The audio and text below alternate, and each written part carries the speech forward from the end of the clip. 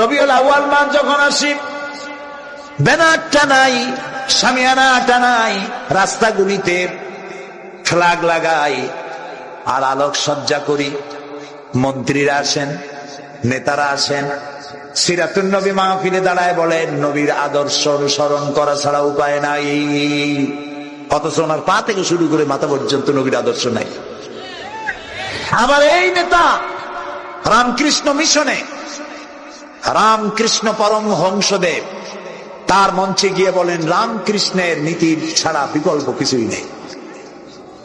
আবার গৌতম বুদ্ধের জন্মবার্ষিকী উদযাপনের জন্য সেখানে গিয়ে বলেন গৌতম বুদ্ধের অহিংস নীতি অনুসরণ করা ছাড়া জাতির যোগীনাথ হওয়ার আর কোন পথ নেই।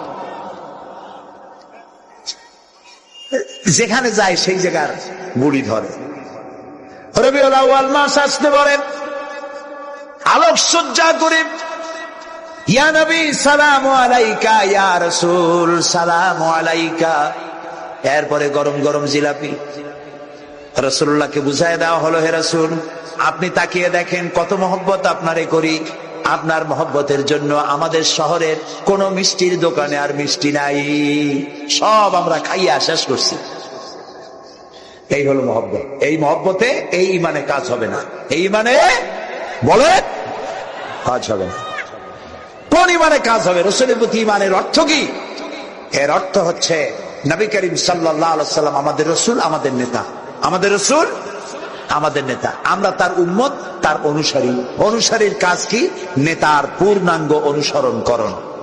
রাসূলুল্লাহর আনুগত্য করতে হবে। এটা কে বলেছেন? আল্লাহ রাব্বুল আলামিন সূরা আলে ইমরানের মধ্যে বলেছেন, কুল ইন কুনতুম তুহিব্বুনাল্লাহ ফাত্তাবিউনি ইউহিব্বুকুমুল্লাহ ওয়া ইয়াগফির লাকুম যুনুবাকুম আল্লাহু গফুরুর রহিম। হে নবী আপনি বলুন, তোমরা যদি আল্লাহকে ভালোবাসো তাহলে তোমার কাজ হচ্ছে, তোমরা যদি আল্লাহকে ভালোবাসো তাহলে তোমরা আমার আনুগত্য করো, আমার অনুসরণ করো। কার? রাসূলের। বলেন কার? রাসূলের অনুসরণ যদি তোমরা করো, খেয়াল করে শুনতেছেন তো? আল্লাহ তাআলা বলছেন নবী আপনি বলেন তোমরা যদি আল্লাহকে ভালোবাসো, তোমাদের এই দাবি যদি সত্য হয় তাহলে আমার অনুসরণ করো, আমার আনুগত্য করো। আমার অনুসরণ, আমার আনুগত্য করলে পরে তোমাদের কে আল্লাহ রাব্বুল আলামিন ভালোবাসবেন এবং তোমাদের তামাম জিন্দেগীর সমস্ত গুনাহ খাতা আল্লাহ তাআলা মাফ করে দিবে।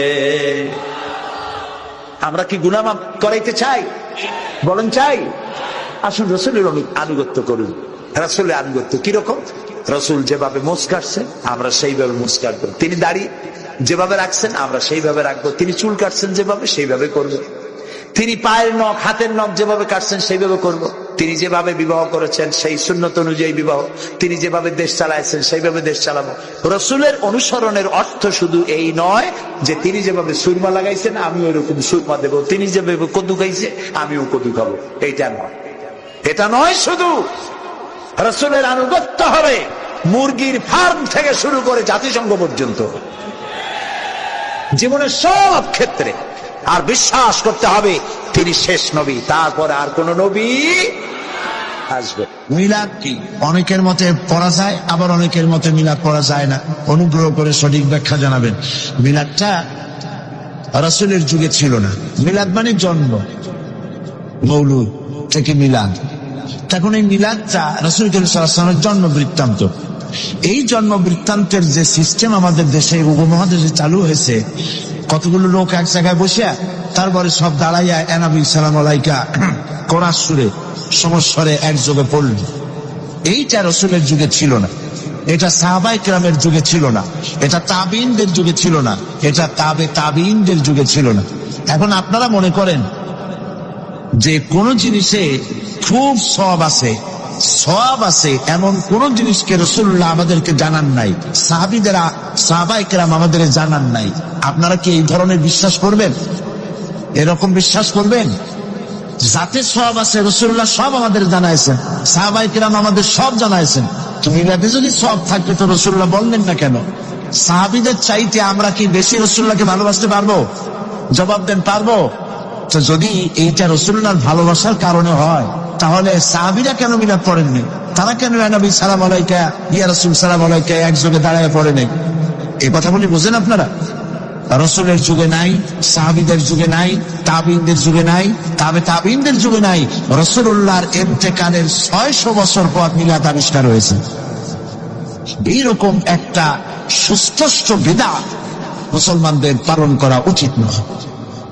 আল্লাহ নবী বলেছেন, লাকাদ কানা লাকুম ফি রাসূলিল্লাহি উসওয়াতুন হাসানাহ, তোমাদের জন্য গ্রহণযোগ্য মহত্তম আদর্শ হতেছে তোমাদের রাসূল। তোমাদের রাসূলের ভিতরেই তোমাদের আদর্শ রয়েছে, তার কাছ থেকে তোমরা আদর্শ গ্রহণ করো। তিনি এতিমের আদর্শ, শিশুর আদর্শ, কিশোরদের আদর্শ, যুবকের আদর্শ, তরুণের আদর্শ, বৃদ্ধের আদর্শ, পিতার আদর্শ, নানার আদর্শ, স্বামীর আদর্শ, সেনাপতির আদর্শ, শ্রমিকের আদর্শ, রাষ্ট্রপ্রধানেরও সকলের জন্য আদর্শ। যেই যুগে বেহায়াপনার উলঙ্গপনা দিয়েছিল সমাজ ভর্তি, আল্লাহর ঘর তাওয়াফ করে নারী আর পুরুষেরা উলঙ্গ হয়ে, সেই যুগে রাসূলুল্লাহ যখন কাবা শরীফ রিকনস্ট্রাকশন হচ্ছিল, পুনর্নির্মাণ হচ্ছিল, তখন তিনি বহন করছিলেন পাথরগুলি মাথায় করে। তার চাচা তাকে বললেন, তোমার তো বড্ড কষ্ট হচ্ছে, তুমি এখন এইটাকে ঘাড়ের উপরে, লুঙ্গিটা খুলা ঘাড়ের উপরে রেখে তারপর এটা বহন করো। হুজুর যখন লুঙ্গির গিরায় হাত দিয়েছেন খুলবেন এই চিন্তা করে, ঘাড়ের উপরে রেখে পাথর বহন করবেন, লুঙ্গির গিটে হাত দিয়েছেন, খোলেন নাই। লুঙ্গির গিটের উপরে হাত রেখে তিনি চিন্তা করলেন, এতগুলি লোকের সামনে কাপড়টা খুললে পরে কি শরম হবে। কাপড়টা খোলেনি নাই, শুধু খুললে পরে কি লজ্জা হবে। এই আগাম শরমের অনুভূতিতে মুহাম্মদ সাল্লাল্লাহু আলাইহি ওয়াসাল্লাম বেহুশ হয়ে জমিনের উপরে পড়ে গেছে। আদর্শ কাকে বলে? শিশুর আদর্শ, কিশোরের আদর্শ, স্বামীর আদর্শ, পিতার আদর্শ, নানার আদর্শ, গোটা পৃথিবীর সমস্ত মানুষের আদর্শ রাসূল করিম সাল্লাল্লাহু আলাইহি ওয়াসাল্লাম। তার কাছে তিনি স্ত্রীদের আদর্শ ছিলেন, তিনি নানার আদর্শ ছিলেন। ইমাম হোসাইনকে তিনি কোলে নিচ্ছেন, ঘাড়ে উঠছে বাচ্চা, বুকের উপরে উঠছে। একজন সাহাবী বলছেন, হুজুর বাচ্চা পেলে আপনি এত আদর করেন, আমার তো 6-7টা ছেলে মেয়ে, আমি মোটে কোলেও নি না, আর জীবনে একবার চুমাও খাই না, আমার মোটে ইচ্ছেই করেন। হুজুর বললেন, আল্লাহ যদি তোমার দিলের মধ্যে রহম পয়দা না করেন তো আমি কি করতে পারি? হুজুর বাচ্চাকে নিয়ে আদর করছেন। ইমাম হোসেনকে বলছেন, হোসেন কে বড় বলো তো, তুমি বড় না আমি বড়? হোসেন বলছেন, নানাজি আমি আপনার থেকে বড়। আশ্চর্য কথা, তুমি আমার থেকে বড় কিভাবে? হোসেন বলছেন, নানাজি বলুন তো আপনার পিতার নাম কি? হুজুর বলছেন, আমার পিতার নাম আব্দুল্লাহ। হোসেন বলছেন, এই আব্দুল্লাহ এই পর্যন্তই শেষ, আপনি তো আমার পিতার মতো পিতা পান নাই, আমার আব্বার মতো আব্বা আপনার আছে। আমার আব্বাকে বলা হয় আসাদুল্লাহিল গালিব, সমস্ত কাফেরদের জন্য বিজয়ী বীর বাঘ আমার আব্বা। এবং আমার আব্বা সম্পর্কে আপনি বলেছেন, আনা মাদিনাতুল ইলম ওয়া আলিয়ুম বাবুহা, আমি হচ্ছে একটি জ্ঞানের রাজ্য আর আলী হচ্ছে সেই রাজ্যে প্রবেশের প্রধান তোরণ। আমার বাপের মতো বাপ আছে আপনার? হুজুর আশ্চর্য হয়ে গেলেন, বাচ্চা বলে কি? হোসেন বলছেন, নানাজি এবার কোন তো দেখি, এবার বলুন তো দেখি আপনার মায়ের নাম কি? হুজুর বলছেন, আমার মায়ের নাম আমেনা। হযরত হোসেন বলছেন, এই আমেনা পর্যন্তই শেষ, কয়জনে চিনবে কর? আমার মায়ের মতো একটা মা আপনার আছে? আমার মায়ের মতো একটা মা আপনি পেয়েছেন? আমার মাকে চেনেন? আমার মা হচ্ছেন জান্নাতের সাইয়্যিদাতুন নিসা, জান্নাতের সমস্ত মহিলাদের সরদারিনী আমার মা ফাতিমাতুজ জাহরা রাদিয়াল্লাহু তাআলা আনহা। আমার মায়ের মতো একটা মা আপনি পেয়েছেন? হোসেন বলছেন, নানাজি আরো বলবো নাকি? কয় হ্যাঁ বলো। বলছেন, নানাজি এবার কোন তো দেখি আপনার নানার নাম কি? হুজুর বলছেন, আমার নানার নাম আব্দুল ওয়াহাব। হোসেন বলছেন, এবার আপনি মানুষের কাছে জিজ্ঞেস করেন কয়জন এই আব্দুল ওয়াহাব চেনে? আপনি কি আমার নানার মতো একটা নানা পেয়েছেন? আমার নানাকে আপনি জানেন? আমার নানা সাইয়্যিদুল মুরসালিন, আশরাফুল আম্বিয়া, রাহমাতুল লিল আলামিন, বিশ্বনবী জনাবে মুহাম্মদ রাসূলুল্লাহ সাল্লাল্লাহু আলাইহি ওয়াসাল্লাম।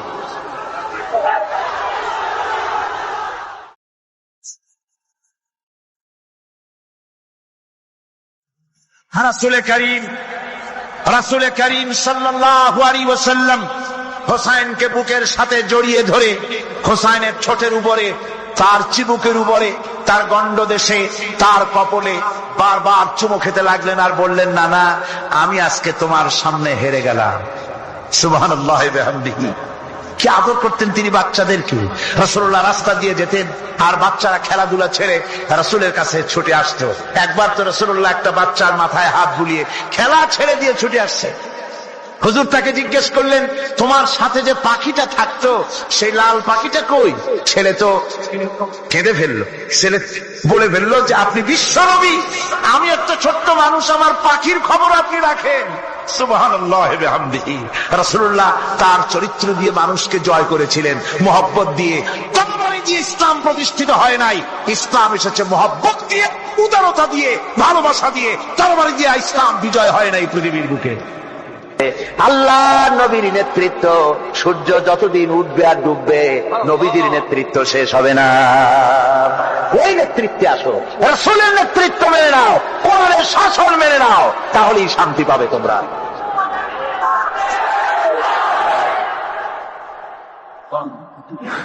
আল্লাহর নবী দুপুরে আরাম করতেছিলেন।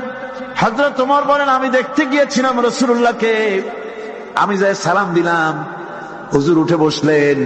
আমি দেখি খেজুরের পাতা দিয়া বুনানো দড়ি, সেই দড়ি দিয়া বুনানো খাটিয়া এখনো মক্কা মদিনায় আছে, যারা হজ করতে গেছেন দেখেছেন। ওই দড়ি দিয়া বুনানো খাটিয়া, ওর উপরে তোশক নাই, বিছানার চাদর নাই, নিজের হাত মুবারক মাথার তলে দিয়া রাসূল শুয়ে আছেন। ওমরকে দেখে হুজুর উঠে বসলেন। ওমর বলেন, আমি রাসূলের পিঠের দিকে তাকায় দেখি দড়িগুলোর দাগ কেটে আছে। আমি সহ্য করতে পারলাম না, আমি শিশুর মতো ডুকরে কেঁদে উঠলাম, বললাম, ইয়া রাসূলুল্লাহ, এই পৃথিবীর কাফির বেঈমানেরা এত শান্তি করলো দুনিয়ায়, আর আল্লাহর হাবিবের পিঠে দড়ির দাগ বরদাস্ত করতে পারছি না। আপনি আমার অনুমতি দেন, একটা তোশক আপনার জন্য বানায় দেই। হুজুর আমার বলেন, ওমর রে শোনো, দুনিয়ায় শান্তি করার জন্য আমি আসি নাই। আমি যদি হুকুম করি উহুদ পাহাড় আমার জন্য সোনায় পরিণত হয়ে যা, উহুদ পাহাড়টা আমার জন্য সোনা হয়ে যেতে পারে। আমি দুনিয়ায় শান্তির জন্য আসি নাই, এসেছি মানবতার মুক্তির জন্য। পৃথিবীর মানুষগুলিকে বাঁচাতে এসেছি, সাদা কালো মানুষের ব্যবধান দূর করতে এসেছি।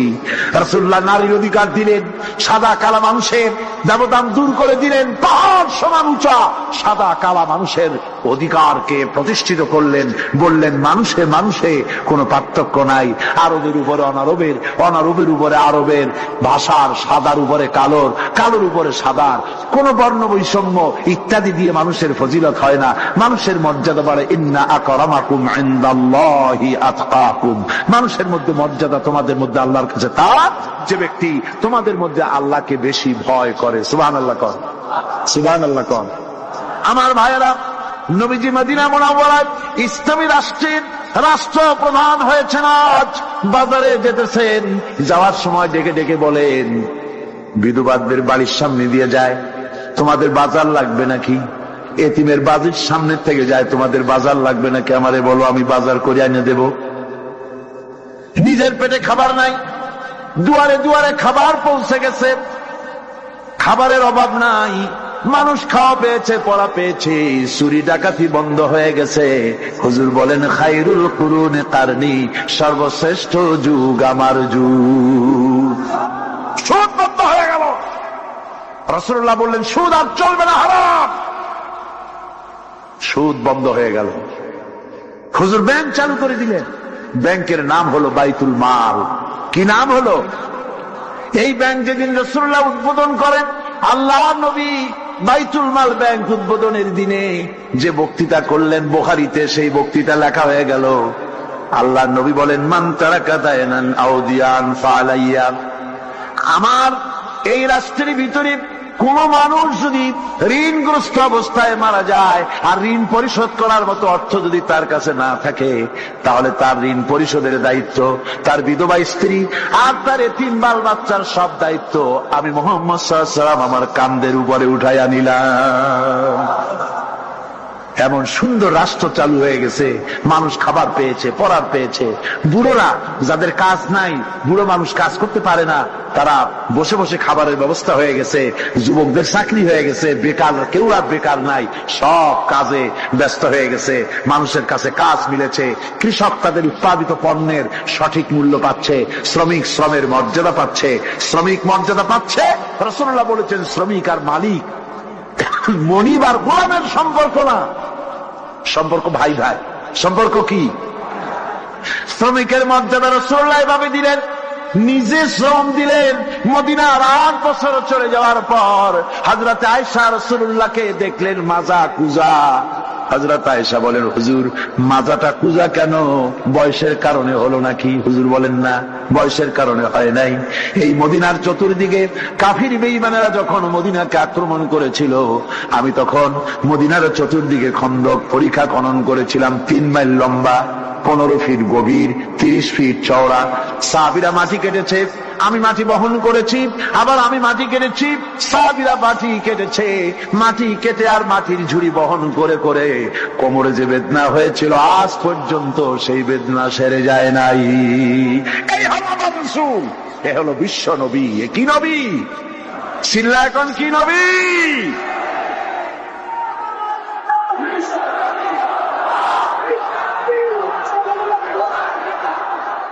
আমার ভাইয়েরা, বিপদে অবিচলতা আমাদেরকে পয়গম্বরেরা শিক্ষা দান করেছেন। আমরা দেখতে পেয়েছি বিশ্বনবী জনাবে মুহাম্মদুর রাসূলুল্লাহ সাল্লাল্লাহু আলাইহি ওয়াসাল্লাম হিজরতের রাত, কাফেররা চতুর্দিকে দাঁড়ানো। হযরত জিবরাইল এসে বলেন, ইয়া রাসূলুল্লাহ, হে কাফেররা চতুর্দিকে ঘিরে দাঁড়িয়েছে, গভীর রাত, এখন হাতে তাদের তরবারি, সকাল হলে পরেই তারা আপনাকে মেরে ফেলে দিবে, তাড়াতাড়ি ওঠেন, মদিনার দিকে চলে যান। আল্লাহ নবী ঘুমের থেকে জেগে হযরত আলীকে ডেকে বলেন, আলী, আল্লাহ অর্ডার করেছে, আমি মদিনায় চললাম, আমার বিছানার পরে আমার চাদর গায়ে দিয়ে শুয়ে থাকো। হযরত আলী বলেন, আল্লাহর হাবিব, আপনার চাদর গায়ে দিয়ে ঘুমিয়ে থাকবো, সকালবেলায় কাফির বেঈমানেরা আপনার বিছানার পরে আপনার চাদর গায়ে দেওয়া অবস্থায় আমি আলীকে তারা মুহাম্মদ মনে করবে, আর আমি আলীকে নবী মনে করে তারা তাদের তরবারি দিয়া কেটে কেটে টুকরা টুকরা করে আমারে বিদায় করে দেবে দুনিয়া থেকে। এতটুকুনো পরোয়া করি না, বরং আমার দিলের মধ্যে এটাই তৃপ্তি থাকবে যে আমি আলীর জীবনের বিনিময় আল্লাহর হাবিব দুনিয়ায় বেঁচে আছেন। নবীজি ঘরের থেকে বেরোলেন, চতুর্দিকে কাফেররা দাঁড়ানো। আল্লাহ নবী হাতে এক মুষ্টি বালু হাতে নিয়ে শাহ হাতেল বজু পড়ে 3 বার দম করে বালুগুলো ছেড়ে দিলেন। বালিগুলি ঘরের চতুর্দিকে কাফেরদের চোখে চলে গেল। পরবর্তী সময় রব্বুল আলামিন ডেকে বলেন, নবীরে, বালি যখন নিক্ষেপ আপনি করেছিলেন, ধুলাগুলি আপনি তো শুধু নিক্ষেপ করেছিলেন, কিন্তু চতুর্দিকে কাফেরদের চোখে গেল কেমনে? একদিকে মেরেছিলেন, সেই দিকেই তো যাওয়ার কথা ছিল, চতুর্দিকের কাফেরের চোখে চোখে সেগুলো পৌঁছে গেল কেমনে?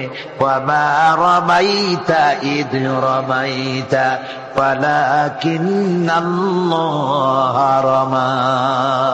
আপনি নিক্ষেপ করেন নাই, যখন আপনি নিক্ষেপ করেছিলেন আপনি তো শুধু বালুকণা ছেড়েছেন, আর ওই বালুকণাগুলি ঘরের চতুর্দিকে সব কাফেরদের চোখে পৌঁছবার দায়িত্ব আমার কুদরত গ্রহণ করেছিল। আমার ভাইরা, নবীজি বিপদে, এতগুলি শত্রু তরবারি নিয়ে তিনি বিপদে ধৈর্য হারা হন নাই, আস্তে করে ঘরের থেকে বেরিয়ে হযরত আবু বকরের বাড়িতে গিয়ে হাজির। দরজায় গিয়ে আওয়াজ দিলেন, আবু বকর। অমনি দরজা খুলে গেল, লাব্বাইক ওয়া সাদাইক। হুজুর বলেন, আবু বকর রে, একটা ডাকে কেমনে সাড়া দিলে? তুমি কি ঘুমাইছিলে না? হযরত আবু বকর বলেন, হুজুর আপনি বলেছেন আমাকে নিয়ে হিজরত করবেন, আমি মনে মনে চিন্তা করেছি, না জানি কত রাত্রে নবীজি আসেন, উঠতে যদি আমার দেরি হয়ে যায়, নবীজি যদি দরজার কাছে দাঁড়ায় দাঁড়ায় আমার ডাকাডাকি করে, আর আমি যদি ঘুমায় থাকি, তাহলে আল্লাহ নবীর সঙ্গে বেয়াদবি হয়ে যাবে। এই মনে করে বিছানায় না ঘুমাইয়া আপনার গলার আওয়াজ শোনার জন্য এই দরজার সঙ্গে পিঠ লাগাইয়া লাগাইয়া দাঁড়াইয়া ঘুমাচ্ছিলাম। আল্লাহ নবী হযরত আবু বকরকে সঙ্গে করে নিয়ে চললেন মদিনার দিকে, উল্টা পথে রওনা করলেন। বারবার কাবা শরীফের দিকে তাকাতে লাগলেন। বুখারী শরীফে এসেছে, নবীজি বারবার কাবার দিকে তাকিয়ে বলতেছেন, রে কাবা, বড় আশা ছিল তোর কাছে থাকবো, তোর খেদমত করব, কিন্তু তোর নিষ্ঠুর সন্তানেরা তোর কাছে আমারে থাকতে দিল না রে। আল্লাহ নবী মিসফালা দিয়ে জাবালে কেদোয়ার উপর দিয়ে চলে গেলেন জাবালে সুরে। গুহার কাছে যখন গিয়েছেন, হযরত রক্ত হয়ে গেল। হযরত আবু বকর রাদিয়াল্লাহু তাআলা আনহু বলছেন, হুজুর আর উপায় নাই, দিন হয়ে গেল, এখন বুঝি ধরা পড়ে যাব, ওই গুহার মধ্যে গিয়ে আশ্রয় নেই। তবে আপনি দাঁড়ান, গুহার ভিতরে পাহাড়িয়া গুহা, বিচ্ছু থাকতে পারে, সাপ থাকতে পারে, আমি আগে ঢুকি, যদি কোনো হিংস্র প্রাণী থাকে আমার উপর দিয়া আঘাত হয়ে যাক, আল্লাহর নবী হেফাজতে থাকুন। হযরত আবু বকর রাদিয়াল্লাহু তাআলা আনহু গুহার ভিতরে নামলেন, নেমে গুহা সাফ করে হুজুরকে ডাকলেন। হুজুর তাশরীফ ফরমালেন গুহার মধ্যে। হুজুর বলেন, আবু বকর, হেঁটে হেঁটে কষ্ট হয়ে গেছে, তুমি বসো, তোমার উরুর উপরে মাথা রেখে আমি একটু ঘুমায়ে যাই। আল্লাহর হাবিব ঘুমায়ে গেলেন। হযরত আবু বকর লক্ষ্য করে দেখেন চতুর্দিকে অনেকগুলি গর্ত দেখা যায়। এই গর্ত থেকে সাপ আসতে পারে, বিচ্ছু আসতে পারে মনে করে নিজের গায়ের চাদর ছিঁড়ে ছিঁড়ে গর্তগুলি বন্ধ করা শুরু করে দিলেন। কয়েকটা গর্ত বন্ধ করার মতো চাদর আর নাই, পাও দিয়ে চেপে ধরলেন। এক পাহাড়িয়া বিষধর সাপ বেরোবার জন্য চেষ্টা করে বেরোবার পথ খুঁজে না পেয়ে হযরত আবু বকরের পায়ের উপরে দংশন করেছে। বিশেষ যন্ত্রণায় হযরত আবু বকরের চোখ থেকে পানি দরদর করে পড়ছে। রাসূলুল্লাহর ঘুম ভেঙে গেল। আল্লাহর নবী তাকিয়ে বলেন, আবু বকর, চোখে পানি কেন? বাড়ির কথা বুঝি মনে পড়ে গেছে? হযরত আবু বকর বলেন, ইয়া রাসূলুল্লাহ, আল্লাহর নামে কসম করে বলি, যেই দিন আমি ঈমান এনেছি ওই দিন থেকে আমার মা বাপ, আমার কোলে আমার সন্তান, আমার স্ত্রী, আমার জায়গা জমি ঘর বাড়ি, এমনকি আমার নিজের আত্মার চাইতে হুজুর আপনারে ভালোবাসি বেশি। তাহলে কাঁদো কেন? হযরত আবু বকর বলেন, হুজুর, বাড়ির জন্য কাঁদি না, ছেলে পেলের জন্য কাঁদি না, সাপে দংশন করেছে, যন্ত্রণায় কাঁদতেছি। আল্লাহ নবী সঙ্গে সঙ্গে মুখ থেকে থুতু বার করে যন্ত্রণার জায়গায় লাগাই দিলেন। সঙ্গে সঙ্গে যন্ত্রণা বন্ধ হয়ে গেল। হুজুর বললেন, আবু বকর, প্রথম যখন তোমার এই আঘাত করেছিল সাপে, আমাকে কেন তাড়াতাড়ি বলো নাই? এতক্ষণ তো তোমার কষ্ট হতো না। হযরত আবু বকর বলেন, ইয়া রাসূলুল্লাহ, ওটা তো সাপের কাটার যন্ত্রণা, ওই যন্ত্রণায় আমার রক্ত জ্বলতেছে, যন্ত্রণায় যন্ত্রণায় আমার কলেজাটা যদি ফেটেও যেত। আল্লাহর হাবিব আরাম ফরমাচ্ছিলেন, আমি তাকে আরামে বিঘ্ন ঘটাতে পারতাম না।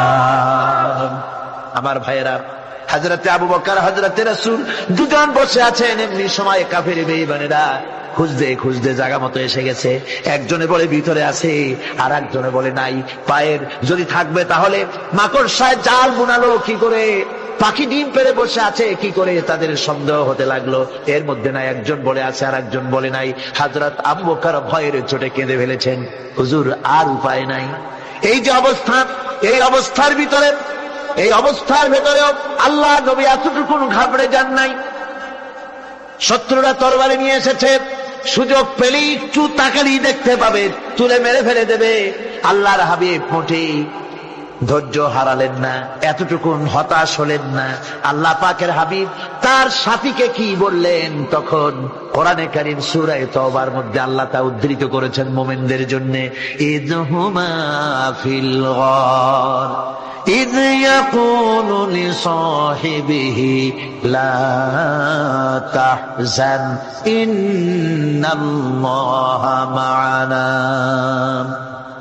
ও আমার সাথী, ও বন্ধু, ভয় করো না, চিন্তা করো না, আমরা মাইনরিটি নই, আমরাই মেজরিটি। তার কারণ আল্লাহ আমাদের সাথে আছেন। সুবহানাল্লাহ। রাসূলুল্লাহ সাল্লাল্লাহু আলাইহি ওয়াসাল্লাম অত্যন্ত সাদাসিধে জীবন যাপন করতেন। হিজরত করে মদিনায় গিয়ে ইসলামী রাষ্ট্র কায়েম করার পরও তার দায়িত্বটা কাটেনি। হাদিসে এসেছে সে কথা। হযরত আবু হুরায়রা রাদিয়াল্লাহু তাআলা আনহু বলেন, আমি রাসূলুল্লাহর কাছে গেলাম, হুজুরকে গিয়ে সালাম করলাম। আল্লাহর নবী সালামের জবাব দিলেন, কিন্তু দেখতে পেলাম মুখ নড়ে, আওয়াজ বেরোলো না। কারণ কি? কাছে গিয়ে দেখি নবীজি ক্ষুধার যন্ত্রণায় কথা বলতেছেন, আওয়াজ বেরোতেছে না। এত ক্ষুধা লেগেছে আল্লাহর নবীর। 2-4 দিন চলে গেছে, খাবার নাই। রাসূলুল্লাহ সমস্ত গনিমতের মাল, যাকাত সৎকার মালগুলি, খাদ্য দ্রব্যগুলি দুহাতে বিতরণ করেছেন। নিজের পেটে খাবার নাই, মানুষকে দিতেছেন। দিতে দিতে এশার নামাজ পড়ে নবীজি ঘরের মধ্যে প্রবেশ করে হযরত আয়েশা সিদ্দিকা রাদিয়াল্লাহু তাআলা আনহাকে ডেকে বলেন, আয়েশা রে, সারাদিন কষ্ট করেছি, দারুণ ক্ষুধা লেগেছে, তাড়াতাড়ি করে কিছু খাবার আমারে এনে দাও। হযরত আয়েশা হুজুরের ক্ষুধার্ত শ্রান্ত ক্লান্ত চেহারার দিকে তাকাইয়া হযরত আয়েশা কেঁদে ফেলেছেন। হযরত মা আয়েশা কাঁদেন আর বলেন, ইয়া রাসূলুল্লাহ, হে আল্লাহর নামের কসম করে বলি, আমি আয়েশার ঘরে কোনো পানি ছাড়া কোনো খাবার নাই। এই ছিল রাসূলের আদর্শ। হাদিস শরীফে এসেছে, আল্লাহর নবী বলেন, তোমরা যদি রাষ্ট্রীয় ক্ষমতায় যাও, বাড়ি না থাকলে সরকারি খরচ একটা বাড়ি নিতে পারো। তোমার যদি যানবাহন না থাকে, সরকারি খরচের যানবাহন নিতে পারো। ছেলে মেয়ের কাপড় চোপড়, লেখাপড়া, শিক্ষা চিকিৎসার জন্য যদি না থাকে, তাহলে তুমি সরকার থেকে নিতে পারো। কিন্তু এর থেকে এক চুল পরিমাণ যদি পাও বাড়াও, সরকারের মাল জনগণের মাল, এর থেকে প্রয়োজনের বাইরে যদি তুমি নিজের জন্য নিতে থাকো, কিয়ামতের দিন আল্লাহর দরবারে চোরের কাতারে তোমারে দাঁড়ানো লাগবে। দুনিয়ায় যত সম্মান পাও না কেন, কিয়ামতে আল্লাহর দরবারে কিসের কাতারে দাঁড়াবে? চোরের কাতারে দাঁড়াতে হবে। রাসূল পাক সাল্লাল্লাহু আলাইহি ওয়াসাল্লাম এমন এক সমাজ কায়েম করেছিলেন। আমার হতাশাগ্রস্ত ছাত্ররা, যেসব ছাত্ররা সমাজতন্ত্র তোমরা করো, যারা সমাজতন্ত্র করতে হতাশাগ্রস্ত হয়েছে, এখন যাব কোথায় বলে হতাশ হয়ে গিয়েছো তোমরা, আমরা তোমাদেরকে দাওয়াত দেই, কোরআনের মাহফিল থেকে দাওয়াত দেই, ফিরে আসো। হতাশ হওয়ার কোনো কারণ নাই। লেনিন মরার, ও মরে গেছে। কাল মার্কস মরার, মরে গেছে, পচে গেছে, গলে গেছে, দুনিয়া থেকে শেষ হয়ে গিয়েছে। আল্লাহ নবীর নেতৃত্ব, সূর্য যতদিন উঠবে আর ডুববে, নবীজির নেতৃত্ব শেষ হবে না। ওই নেতৃত্বে আসো, রাসূলের নেতৃত্ব মেনে নাও, কোরআনের শাসন মেনে নাও, তাহলেই শান্তি পাবে তোমরা।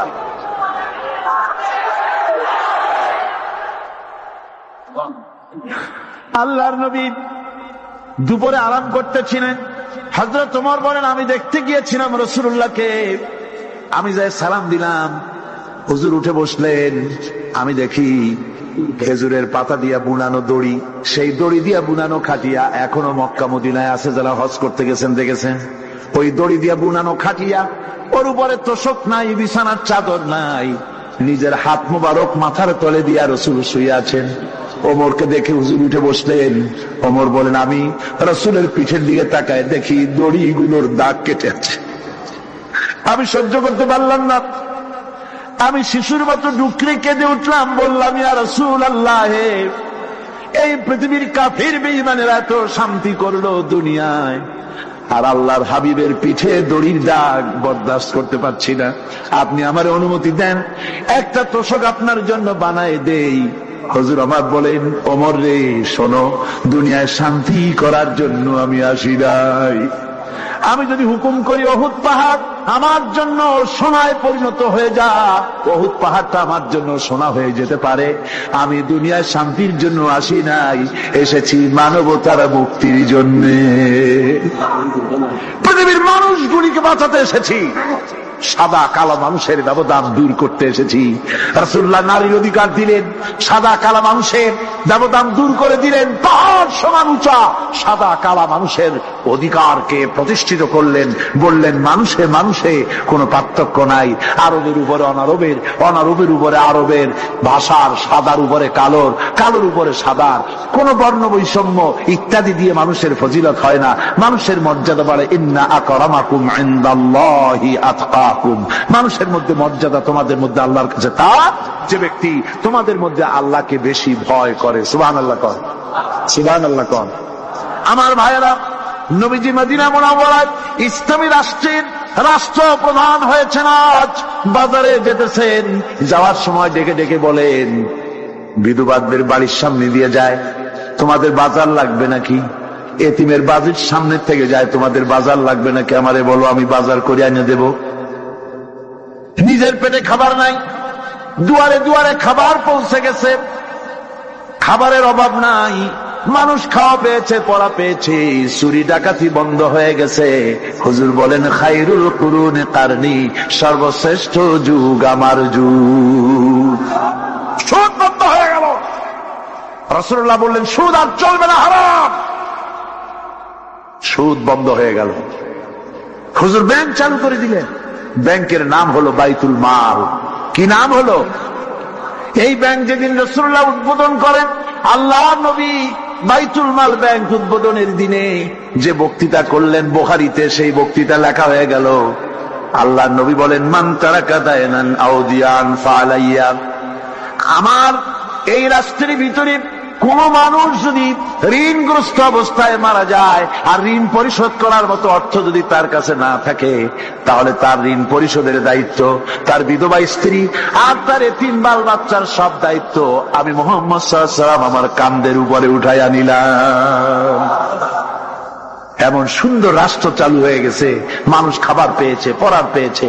বুড়োরা যাদের কাজ নাই, বুড়ো মানুষ কাজ করতে পারে না, তারা বসে বসে খাবারের ব্যবস্থা হয়ে গেছে।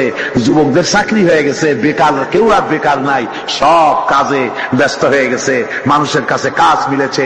কৃষক তাদের উৎপাদিত পণ্যের সঠিক মূল্য পাচ্ছে, শ্রমিক শ্রমের মর্যাদা পাচ্ছে, শ্রমিক মর্যাদা পাচ্ছে।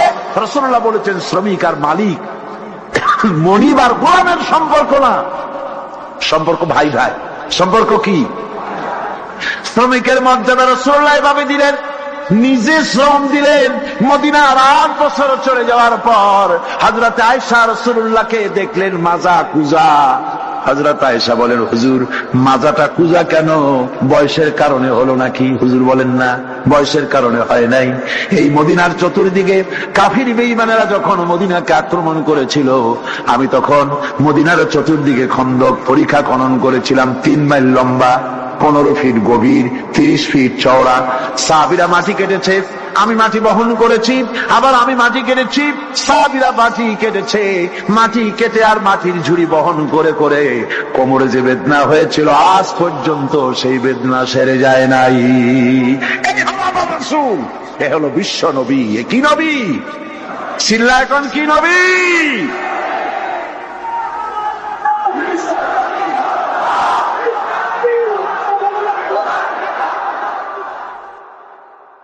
হুকুম করি, উহুদ পাহাড় আমার জন্য সোনায় পরিণত হয়ে যা। উহুদ পাহাড়টা আমার জন্য সোনা হয়ে যেতে পারে। আমি দুনিয়ায় শান্তির জন্য আসি নাই, এসেছি মানবতার মুক্তির জন্য। পৃথিবীর মানুষগুলিকে বাঁচাতে এসেছি, সাদা কালো মানুষের ব্যবধান দূর করতে এসেছি। রাসূলুল্লাহ নারীর অধিকার দিলেন, সাদা কালো মানুষের ব্যবধান দূর করে দিলেন। পাহাড় সমান উঁচা সাদা কালো মানুষের অধিকারকে প্রতিষ্ঠিত করলেন, বললেন মানুষে মানুষে কোনো পার্থক্য নাই। আরবের উপরে অনারবের, অনারবের উপরে আরবের, ভাষার সাদার উপরে কালোর, কালোর উপরে সাদার, কোন বর্ণ বৈষম্য ইত্যাদি দিয়ে নিজের পেটে খাবার নাই, দুয়ারে দুয়ারে খাবার পৌঁছে গেছে, খাবারের অভাব নাই, মানুষ খাওয়া পেয়েছে, পড়া পেয়েছে, চুরি ডাকাতি বন্ধ হয়ে গেছে। হুজুর বলেন, খায়রুল কুরুনে কারনি, সর্বশ্রেষ্ঠ যুগ আমার যুগ। সুদ বন্ধ হয়ে গেল। রাসূলুল্লাহ বললেন, সুদ আর চলবে না, হারাম। সুদ বন্ধ হয়ে গেল। হুজুর ব্যাংক চালু করে দিলেন। ব্যাংকের নাম হলো বাইতুল মাল। কি নাম হলো? এই ব্যাংক যেদিন রাসূলুল্লাহ উদ্বোধন করেন, আল্লাহ নবী বাইতুল মাল ব্যাংক উদ্বোধনের দিনে যে বক্তৃতা করলেন, বুখারীতে সেই বক্তৃতা লেখা হয়ে গেল। আল্লাহ নবী বলেন, মান তারাকা দায়নান আও দিয়ান ফালাইয়া, আমার এই রাষ্ট্রের ভিতরে কোন মানুষ যদি ঋণগ্রস্ত অবস্থায় মারা যায় আর ঋণ পরিশোধ করার মতো অর্থ যদি তার কাছে না থাকে, তাহলে তার ঋণ পরিশোধের দায়িত্ব, তার বিধবা স্ত্রী আর তার এতিম বাল বাচ্চার সব দায়িত্ব আমি মুহাম্মদ সাল্লাল্লাহু আলাইহি ওয়াসাল্লাম আমার কাঁধের উপরে উঠাইয়া নিলাম। এমন সুন্দর রাষ্ট্র চালু হয়ে গেছে, মানুষ খাবার পেয়েছে, পড়ার পেয়েছে। বুড়োরা যাদের কাজ নাই, বুড়ো মানুষ কাজ করতে পারে না, তারা বসে বসে খাবারের ব্যবস্থা হয়ে গেছে। যুবকদের চাকরি হয়ে গেছে, বেকার কেউ আর বেকার নাই, সব কাজে ব্যস্ত হয়ে গেছে, মানুষের কাছে কাজ মিলেছে। কৃষক তাদের উৎপাদিত পণ্যের সঠিক মূল্য পাচ্ছে, শ্রমিক শ্রমের মর্যাদা পাচ্ছে, শ্রমিক মর্যাদা পাচ্ছে। রাসূলুল্লাহ বলেছেন, শ্রমিক আর মালিক মনিব আর গোলামের সম্পর্ক না, সম্পর্ক ভাই ভাই। সম্পর্ক কি? শ্রমিকের মর্যাদা রাসূলুল্লাহ এভাবে দিলেন, নিজে শ্রম দিলেন। মদিনার 8 বছর চলে যাওয়ার পর হযরত আয়েশা রাসূলুল্লাহকে দেখলেন মাজা কুজা। হযরত আয়েশা বলেন, হুজুর মাথাটা কুঁজা কেন? বয়সের কারণে হলো নাকি? হুজুর বলেন, না, বয়সের কারণে হয় নাই। এই মদিনার চতুর্দিকে কাফির বেঈমানেরা যখন মদিনাকে আক্রমণ করেছিল, আমি তখন মদিনার চতুর্দিকে খন্দক পরীক্ষা খনন করেছিলাম, 3 মাইল লম্বা, 15 ফিট গভীর, 30 ফিট চওড়া। সাহাবীরা মাটি কেটেছে, আমি মাটি বহন করেছি, আবার আমি মাটি কেটেছি, সাহাবীরা মাটি কেটেছে। মাটি কেটে আর মাটির ঝুড়ি বহন করে করে কোমরে যে বেদনা হয়েছিল, আজ পর্যন্ত সেই বেদনা সেরে যায় নাই। এই হলো আমার রাসূল, এ হলো বিশ্ব নবী। এ কি নবী?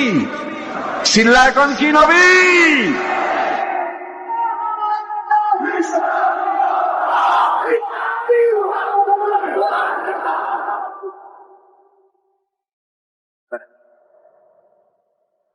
বিসমিল্লাহির রহমানির রহিম। সর্বযুগের সর্বকালের সর্বশ্রেষ্ঠ মহামানব রাহমাতুল্লিল আলামিন হযরত মুহাম্মদ সাল্লাল্লাহু আলাইহি ওয়াসাল্লাম, যার জীবনের প্রতিটি অংশে আছে শিক্ষা, মহান রব্বুল আলামিনের অকৃত্রিম বন্ধু রাসূলুল্লাহ সাল্লাল্লাহু আলাইহি ওয়াসাল্লামের জীবন থেকে শিক্ষা গ্রহণ আমাদের সবারই একান্ত কর্তব্য। এখন আমাদের সামনে রাসূল করিম সাল্লাল্লাহু আলাইহি ওয়াসাল্লামের জীবনের নানা দিক নিয়ে আলোচনা করছেন আন্তর্জাতিক খ্যাতিসম্পন্ন মুফাসসিরে কোরআন ও বিশিষ্ট ইসলামী চিন্তাবিদ হযরত মাওলানা দেলোয়ার হোসাইন সাঈদী। শব্দগ্রহণে মাহসিন সাউন্ড সিস্টেম, প্রযোজনায় সিএইচপি, পরিবেশনায় স্পন্দন অডিও ভিজুয়াল সেন্টার, ঢাকা। আল্লাহ রাব্বুল আলামিন বলেন, মা ইয়ানতিকু আনিল হাওয়া ইন হুয়া ইল্লা ওয়াহিয়ুন ইউহা। আমার নবী নফসকে অনুসরণ করে, প্রবৃত্তিকে অনুসরণ করে কোনো কথা বলেন না। আমার নবী যেটা বলেন সেটা হলো ওহী। আমি যা বলতে বলি তাই তিনি বলেন। ওয়ালাউ তাকাওয়ালা আলাইনা বা'দাল আকাবিল। আমার নবী যদি নিজের থেকে বানিয়ে কোন কথা যদি কোরআনের ভিতরে আমার নামে চালায় দিতেন, আমি আল্লাহ রাব্বুল আলামিন আমার নবীর ডান হাতকে চেপে ধরতাম, আর তার কণ্ঠ নালীকে আমি আল্লাহ রাব্বুল আলামিন কেটে ফেলে দিতাম। তিনি যা বলেছেন সব কার কথা? আল্লাহ পাকের কথা। তিনি হচ্ছেন গোটা বিশ্বের সর্বশ্রেষ্ঠ চরিত্রের আধার। তার চরিত্রের সার্টিফিকেট আল্লাহ পাক দিচ্ছেন। চরিত্রের সার্টিফিকেট কে দিলেন? আল্লাহ পাক দিচ্ছেন। কোরআনে কারীমের মধ্যে আল্লাহ রাব্বুল আলামিন বলেন, ওয়া ইন্নাকা লাআলা খুলুকিন আযীম। নবী হে, আপনি হচ্ছেন পূত পবিত্র চরিত্রের উপরে প্রতিষ্ঠিত। সুবহানাল্লাহ ওয়া বিহামদিহি। আপনি শ্রেষ্ঠ চরিত্রের উপরে প্রতিষ্ঠিত। দেখুন, রাসূল করিম সাল্লাল্লাহু আলাইহি ওয়াসাল্লাম নবুয়ত পাওয়ার পর যখন তিনি ঘরে প্রবেশ করেছেন, সর্বপ্রথম হযরত জিবরাইলের সঙ্গে জীবনের প্রথম দেখা, ভয় পেয়েছেন, শরীরে জ্বর এসেছে, এবং হযরতে খাদিজাকে গিয়ে বলছেন যে আমাকে ঢেকে দাও, আমি ভয় পেয়েছি। হযরতে খাদিজাতুল কুবরা রাদিয়াল্লাহু তাআলা আনহা তিনি রাসূলকে বলছেন, আবুল কাসেম, হে কাসেমের পিতা, আপনার ভয় পাওয়ার কোনো কারণ নাই। আপনাকে জিন বা শয়তান কোনো অনিষ্ট করতে পারে না, কারণ আপনি এতিমদেরকে, মিসকিনদেরকে খেতে দেন, আপনি বিধবাকে আশ্রয় দেন, আপনি প্রতিবেশীর হক আদায় করেন, আপনি আত্মীয়দের হক আদায় করেন। কি সার্টিফিকেট দিচ্ছেন? স্ত্রী তো স্বামীর জন্য ভালোবাসা দিতে পারে, মহব্বত দিতে পারে, জান দিতে পারে, কিন্তু ঈমান তো আনতে পারে না। ঈমান আনা তো এত সহজ ব্যাপার না। কিন্তু রাসূল করিম সাল্লাল্লাহু আলাইহি ওয়াসাল্লাম যখন তাকে তাওহীদের দাওয়াত দিলেন, রিসালাতের দাওয়াত দিলেন এবং বললেন আমি নবী, হযরত খাদিজা এক মুহূর্ত দেরি করেন। হযরতে খাদিজা তার কাছে রাসূলুল্লাহ যখন রিসালাতের দাওয়াত পেশ করলেন, সঙ্গে সঙ্গে হযরত খাদিজা পড়ে নিলেন, লা ইলাহা ইল্লাল্লাহু মুহাম্মাদুর রাসূলুল্লাহ। জোরে জোরে পড়েন, লা ইলাহা ইল্লাল্লাহ, লা ইলাহা ইল্লাল্লাহ।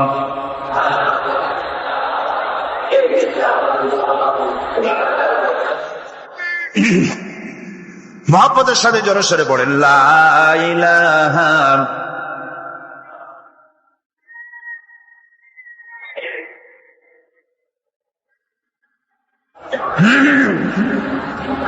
লা ইলাহা ইল্লাল্লাহু মুহাম্মাদুর রাসূলুল্লাহ। আমার বন্ধুগণ, রাসূল করিম সাল্লাল্লাহু আলাইহি ওয়াসাল্লামের উপরে স্ত্রী ঈমান আনলেন। খাদেম ছিলেন হযরত যায়েদ। খাদেম তো তার প্রভুর জন্য জান দিতে পারে, মাল দিতে পারে, মহব্বত করতে পারে, সব পারে। খাদেম ঈমান আনতে পারে না, যেহেতু খাদেমের কাছে তার সাহেবের ইনস এন্ড আউট, তার ভেতর বাইরে সবকিছুই পরিষ্কার থাকে।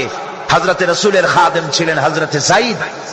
হযরত যায়েদ তার উপরে যখন 15 বছর খাদেম ছিলেন রাসূলুল্লাহ, হুজুর যখন তার কাছে দাওয়াত পেশ করলেন, যখন রিসালাতের দাওয়াত পেশ করলেন, তাওহীদের দাওয়াত দিলেন, খাদেম যায়েদ একটু চিন্তা করলেন না, সাথে সাথে পড়লেন লা ইলাহা ইল্লাল্লাহু মুহাম্মাদুর রাসূলুল্লাহ।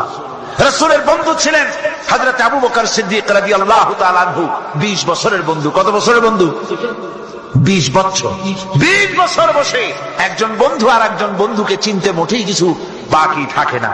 হযরত আবু বকর রাদিয়াল্লাহু তাআলা আনহু তার কাছে যখন রাসূলুল্লাহ নবুয়তের দাওয়াত পেশ করলেন, হযরতে আবু বকর রাদিয়াল্লাহু তাআলা আনহু এক মুহূর্ত দেরি করেন নাই, বলেছেন আপনার চরিত্র নবুয়তের চরিত্র আগেই বুঝতে পেরেছি, সাধারণ মানুষের চরিত্র এমন হতে পারে না। তিনিও কালেমা পড়ে মুসলমান হয়ে গেলেন। সাহাবায়ে কেরাম রাসূলের প্রতি এই মহব্বত, এই শ্রদ্ধা তারা পোষণ করেছেন। নবী তার চরিত্র দিয়ে মানুষের সামনে নিজেকে প্রকাশ করেছেন। তার চরিত্র দুই রকম ছিল না, চরিত্র একরকম ছিল। ব্যক্তিগত চরিত্র আর পারিবারিক চরিত্র দুরকম না। তার ব্যক্তিগত যে চরিত্র ওইটাই ছিল তার ঘরের চরিত্র, যেটা ছিল ঘরের সেটাই ছিল বাইরের। হযরত আয়েশা সিদ্দিকা রাদিয়াল্লাহু তাআলা আনহা সাহাবীদের প্রশ্নের জবাবে বলেছেন রাসূলের চরিত্র হচ্ছে কোরআন। রাসূলের চরিত্র কি? কোরআন। রাসূলুল্লাহ এই পৃথিবীতে কেন আসছেন? আসার কারণ হলো তিনি হচ্ছেন আদর্শ। আল্লাহর নবী বলেছেন লাকাদ কানা লাকুম ফি রাসূলিল্লাহি উসওয়াতুন হাসানাহ, তোমাদের জন্য গ্রহণযোগ্য মহত্তম আদর্শ হতেছে তোমাদের রাসূল। তোমাদের রাসূলের ভিতরে তোমাদের আদর্শ রয়েছে, তার কাছ থেকে তোমরা আদর্শ গ্রহণ করো।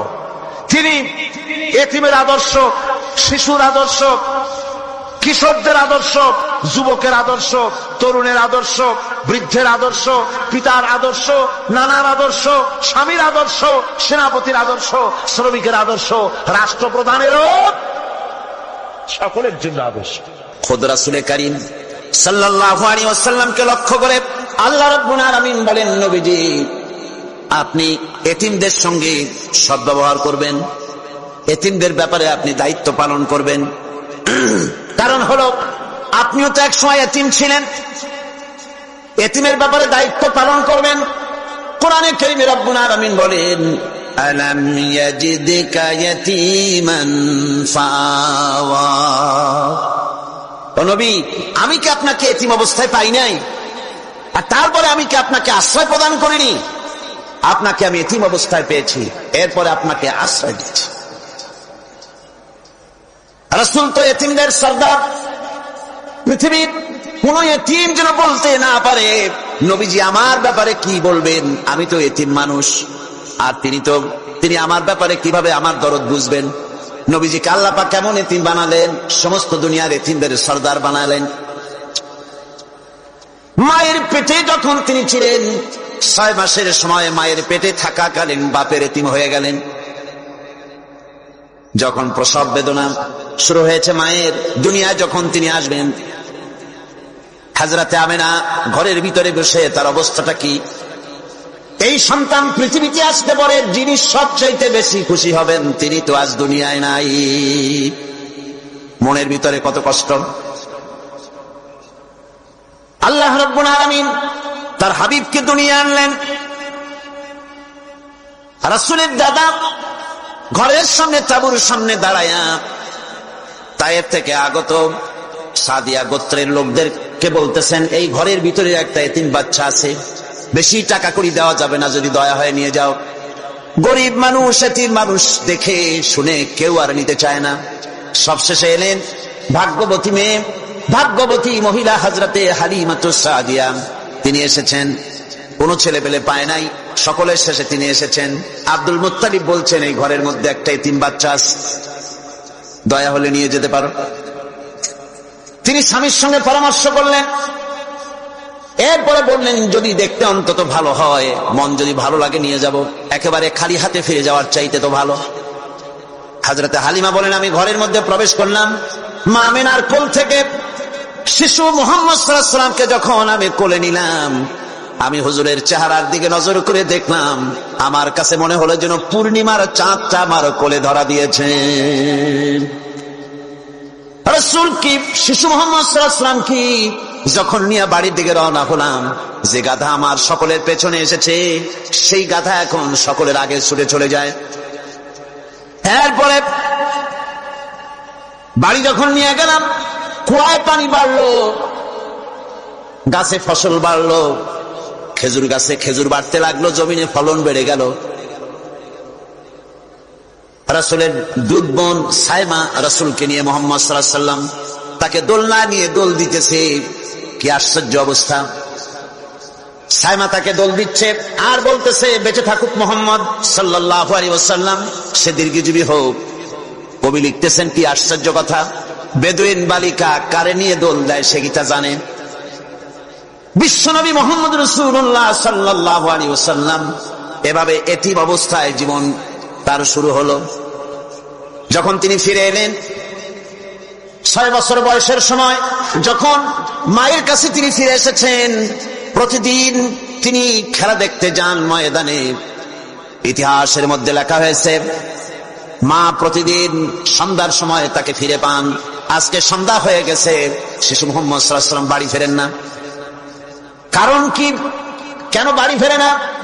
সন্ধ্যার দিকে তিনি চলে গিয়েছেন পাহাড়িয়া ময়দানে, যে দেখেন ধুধু করতেছে, চতুর্দিকে সন্ধ্যা হয়ে গেছে, অন্ধকার হয়ে গেছে, কোন ছেলে পেলে নাই, কেউ নাই।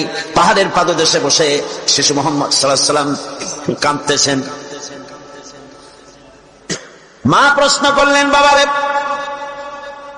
সন্ধ্যা উত্তীর্ণ হয়ে গেল, কেন একা একা বসে বসে কাঁদো? তিনি বলছেন, মা জি, আজ কদিন খেলা দেখতে আসলাম ময়দানে, প্রতিদিন দেখি যখন সন্ধ্যা হয়ে যায় মুরব্বী শ্রেণীর কিছু লোক আসে, ছেলেকে নাম ধরে ডাক দেয়, ছেলেরা দৌড়ে তার বাবার কাছে চলে যায়, আর বাবা ছেলেকে কোলে নিয়ে মুখে চুমা দিয়ে বাড়ির দিকে নিয়ে যায়। আমি আজ কদিন পর্যন্ত এই ময়দানে এলাম, কোনদিন সন্ধ্যা বেলায় তো কেউ এসে আমাকে মুহাম্মদ বলে একটা ডাক দিল না। আমার আব্বা কি নাই? আল্লাহ রাব্বুল আলামিন বলেন, এতিম অবস্থায় পেয়ে আমি কি আপনাকে আশ্রয় দেই নাই? আপনাকে আমি পেয়েছি এতিম অবস্থায়, এরপরে আমি আপনারে আশ্রয় দিলাম। ওয়া ওয়াজাদাকা দাল্লান ফাহাদা, এরপরে আমি আপনাকে পথ হারা পেলাম, আমি আপনাকে পথের দিশা দিয়া দিলাম। ওয়া ওয়াজাদাকা আইলান ফাআগনা, এরপরে আমি আপনাকে দরিদ্র অবস্থায় পেয়েছি, তারপরে আমি আপনার দারিদ্র মুক্ত করেছি আপনাকে। সুতরাং ফাআম্মাল ইয়াতীমা ফালা তাকহার ওয়া আম্মাস সাইলা ফালা তানহার ওয়া আম্মা বিনি'মাতি রাব্বিকা ফাহাদ্দিস। সুতরাং নবী, এতিমের প্রতি নির্মম ব্যবহার করো না, এতিমের প্রতি ভালো ব্যবহার করো, নির্মমতা দেখাইও না। আর ভিক্ষুককে ধমক দিও না, রূঢ়তা দেখিও না, আর আল্লাহর নিয়ামতের প্রশংসা করো। বহুত মানুষ আছে এতিমরে গলায় ধাক্কা দেয়।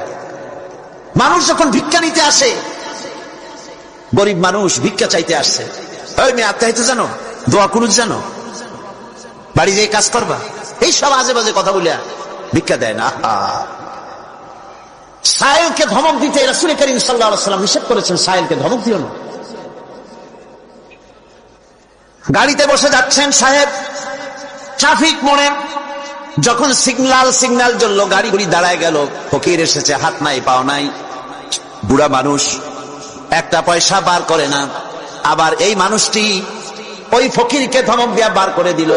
এরপরে এই লোকটি যখন কোন মাজারের কাছে পৌঁছে গেল, 500 টাকার কর করে নোটটা ফেলে দিল। বলেন টাকা দরকার কার? মরা মানুষের না জিন্দা মানুষের? কার দরকার? যার টাকা দরকার ছিল তারে দেওয়া হলো না, যার দরকার নাই তারে দেওয়া হলো।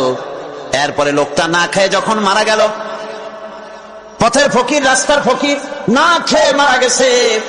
এরপরে তার কাপড়ের কাপড় নাই, লোকটাকে রাস্তার উপরে শোয়া একটা ছেঁড়া কাপড় দিয়ে ঢেকে রেখেছে। বড় লোকেরা, সাহেবরা তখন গাড়ি দাঁড় করে আর 5 টাকা 2 টাকা করে তার লাশের উপরে মারতেছে। এটা মানবতার এর চাইতে লাঞ্ছনা, মানবতার জন্য এর চাইতে গঞ্জনা আর কিছুই হতে পারে না। মানবতার প্রতি লাঞ্ছনা এর থেকে আর দুর্গতি কি হতে পারে? বেঁচে থাকার সময় 1 টাকা আপনি দিলেন না, মরে যাওয়ার পর বিদায় হয়েছে বালাই, এখন দেওয়া শুরু করেছে। আমার বন্ধুগণ, এই জন্য এতিমের প্রতি দরদ করার জন্য আল্লাহ পাক কোরআনের ভিতরে পরিষ্কার বলেছেন। রাসূল করিম সাল্লাল্লাহু আলাইহি ওয়াসাল্লাম নিজে এতিম ছিলেন, আর এতিমের প্রতি তার এত দরদ ছিল, একবার তিনি ঈদের দিকে নামাজ পড়ার জন্য যাচ্ছেন। প্রতিমধ্যে দেখেন একটা বাচ্চা ছেলে কাঁদতেছে। এই রাস্তায় কত মানুষ গেল, কেউ দাঁড়ালো না, থমকে। বাচ্চার ক্রন্দন কাউকে থামাইতে পারলো না, কিন্তু বিশ্ব নবী, দয়ার নবী, রাহমাতুল লিল আলামিন বাচ্চার কান্না দেখে পাও বাড়াতে পারলেন না।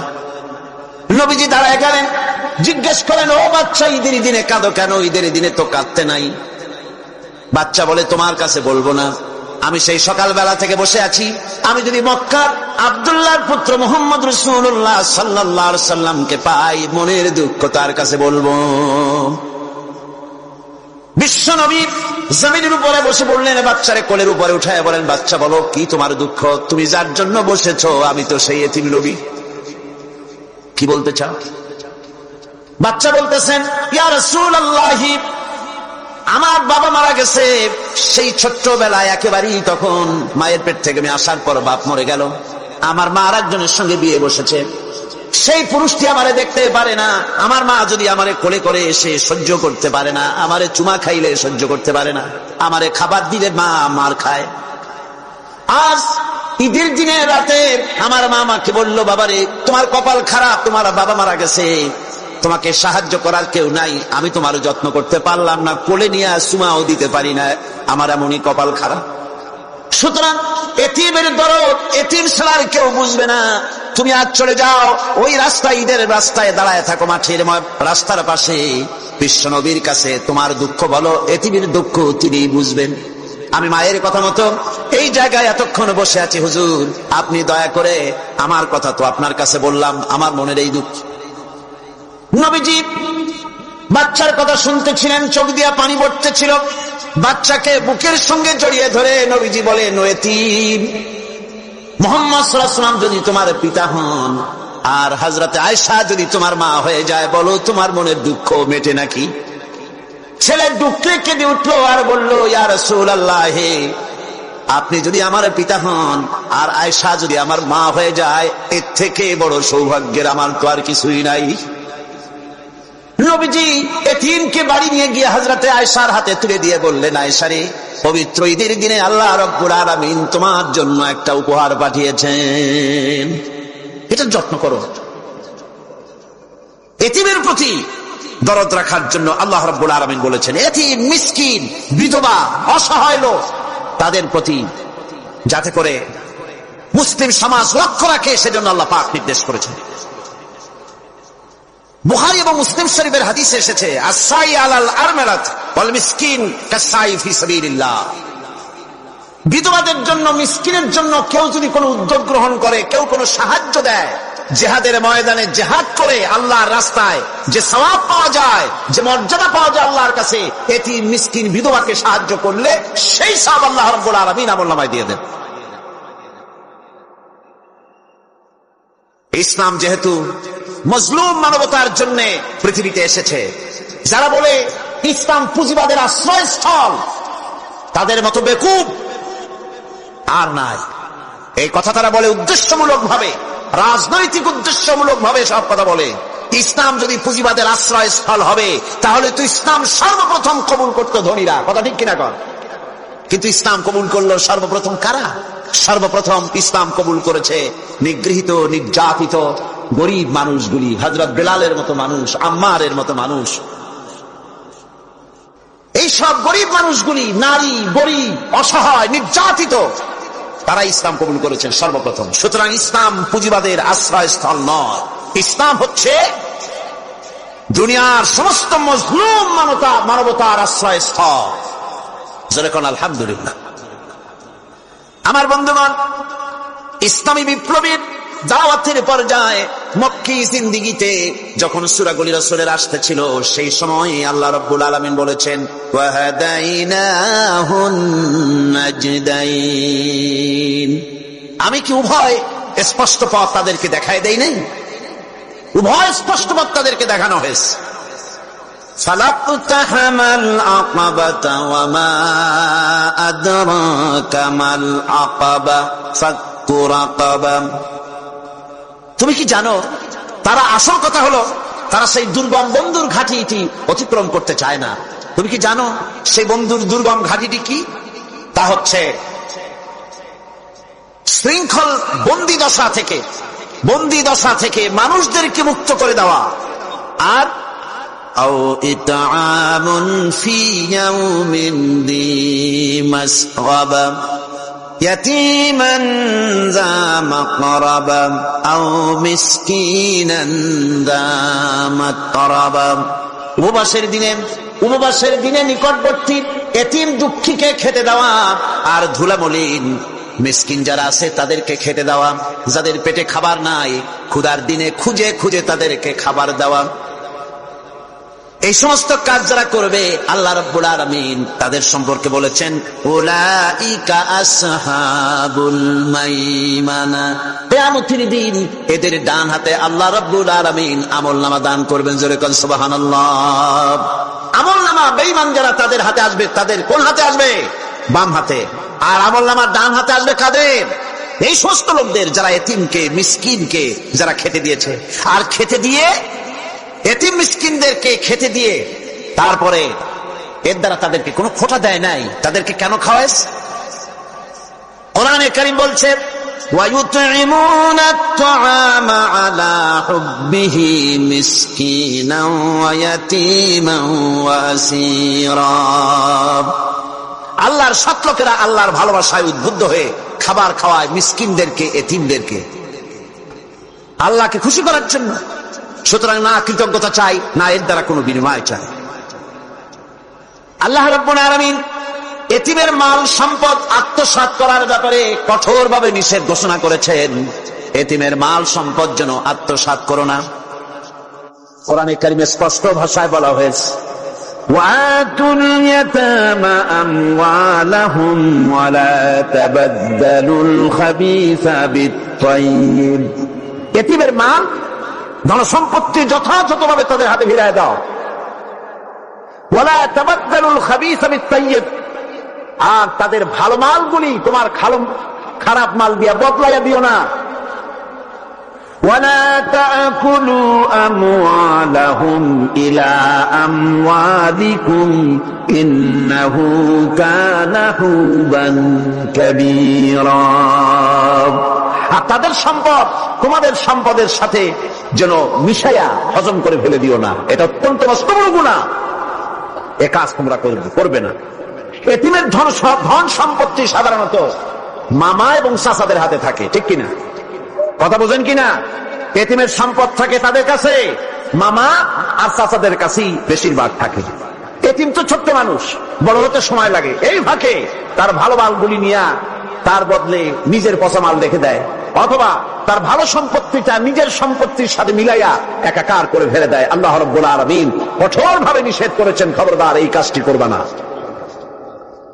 যারা এমন কাজ করে, এতিমের মাল যারা নষ্ট করে, এতিমের মাল যারা খায়, তাদের সম্পর্কে আল্লাহ পাক বলছেন ইন্নাল্লাযীনা ইয়াকুলুনা আমওয়ালাল ইয়াতামা যুলমান ইন্নামা ইয়াকুলুনা ফি বুতুনিহিম নারা ওয়া সায়াসলাউনা সাঈরা। অন্যায়ভাবে এতিমের মাল যারা ভক্ষণ করে তারা তো এতিমের মাল খায় না, বরং পেটের মধ্যে তারা আগুন ঢুকায়। পেটের মধ্যে কি ঢুকায়? আর অচিরেই এদেরকে জাহান্নামে নিক্ষেপ করা হবে। কোথায় নিক্ষেপ করা হবে? জাহান্নামে। যারা এতিমের মালকে ভক্ষণ করে, এতিমের মাল নষ্ট করে, এতিমের হক নষ্ট করে, তাদের জায়গা জাহান্নাম। আর এতিমের মাল যারা খায় তারা যেন আগুন খায়। কি খায়? এতিমের ধন সম্পদ হজমকারীদের ব্যাপারে তাদের যে বিরাট হীনমন্যতা কাজ করে, এজন্য আল্লাহ পাক বলতেছেন কাল্লা বাল্লা তুকরিমুনাল ইয়াতীম। না, কখনোই নয়। আসল ব্যাপার হচ্ছে তোমরা হীনমন্যতার কারণে এতিমকে সম্মান দাও না, এতিমকে মর্যাদা দাও না। ওয়ালা তাহাব্বুনা আলা তাআমিল মিসকিন, আর মিসকিনদেরকে তোমরা পরস্পরকে খেতে দেওয়ার জন্য তোমরা উৎসাহিত করো না। নিজেরাও খাও না, অন্যদেরকেও সে পথে উৎসাহিত করো না। এই যে কাজগুলি তোমরা করো, এটা মস্ত বড় অপরাধ। আল্লাহ রাব্বুল আলামিন এতিমের মাল সম্পর্কে আরো বলছেন ওয়ালা তাকরাবু মালাল ইয়াতীম ইল্লা বিল্লাতী হিয়া আহসান হাত্তা ইয়াবলুগা আশুদ্দাহু। আল্লাহ পাক বলছেন এতিমের মালের নিকটবর্তীও হবে না যতক্ষণ পর্যন্ত তারা যৌবন প্রাপ্ত না হয়, বুদ্ধি শুদ্ধি না আসে, ততক্ষণ পর্যন্ত এতিমের মালের কাছে যাবে না। হ্যাঁ যাবে, মালটাকে রক্ষণ করার জন্য, রক্ষণাবেক্ষণ করার জন্য, মালগুলি খাওয়ার জন্য না। এতিমদের ব্যাপারে আল্লাহ পাক এভাবে সতর্ক করেছেন। মানুষ যখন বাচ্চাগুলি যখন এতিম হয়ে যায়, বাচ্চা বেঁচে থাকতে, বাচ্চার বাপ মা বেঁচে থাকতে বাচ্চারে কোলে নেয়। দেখবেন বড় লোকের ছেলে দেখতে ভালো দেখা যাচ্ছে না, নাকে ময়লা তাতে ময়লা, তারপরেও বড় লোক, সেই জন্য বাচ্চাটারে কোলে নেয়। ইচ্ছে করে না, তারপরে তারা খুশি করার জন্য কোলে নেয়। করে নাকি করে না, কিরকম? এরকম করে।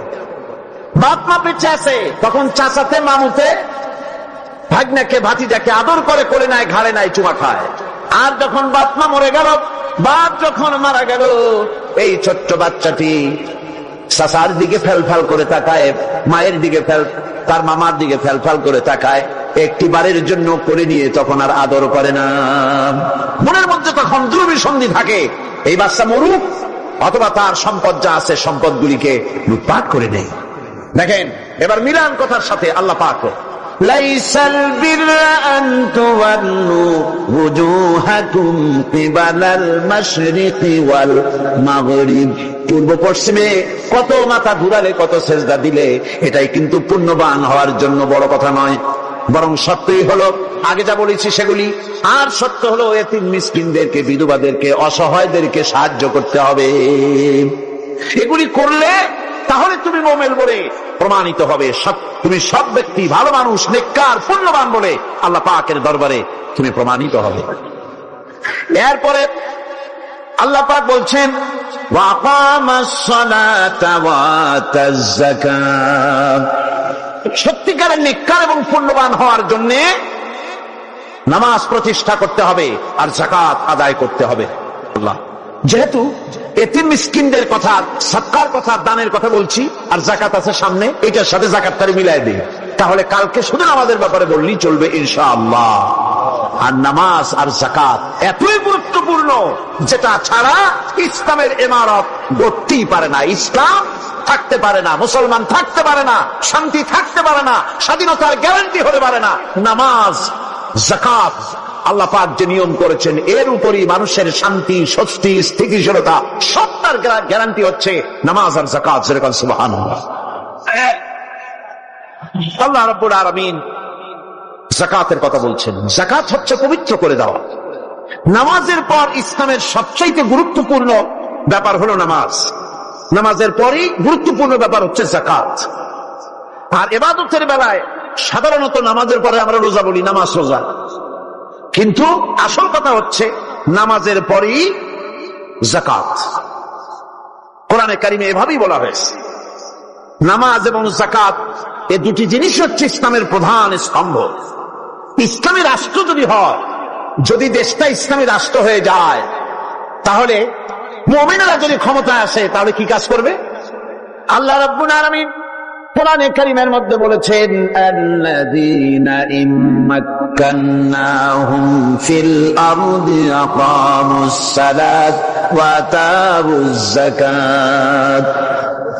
আমার মুমিন বান্দারা যদি ক্ষমতায় আসে, মুমিনরা যদি ক্ষমতা পায়, তাহলে চারখানা কাজ করবে। কয়খান কাজ? জোরে চিল্লায় কোন কয়খান? প্রথম কাজ, ক্ষমতায় এসেই নামাজ প্রতিষ্ঠা করবে। প্রথম কাজ কি? নামাজ প্রতিষ্ঠা করবে। সে নামাজের কথা বলবো কালকে। 2 নম্বরের কাজ হলো যাকাত আদায় করবে। 2 নম্বরের কাজ কি? যাকাত আদায় করবে। যাকাত বোর্ড গঠন করবে না, যাকাত আদায় করবে। যে সরকার নামাজ প্রতিষ্ঠা করে না, সে সরকারের যাকাত বোর্ড করে যাকাত আদায় করার অধিকার থাকার কথা নয়। সুবিধাবাদ জিন্দাবাদ দিলে তো চলবে না। যাকাতের টাকা নিয়ে করেন কল্যাণমূলক কাজ, কিন্তু আল্লাহর হুকুম তো সেরকম না। আল্লাহর প্রথম হুকুম হলো নামাজ প্রতিষ্ঠা করতে হবে, তারপরে যাকাত আদায় করতে হবে।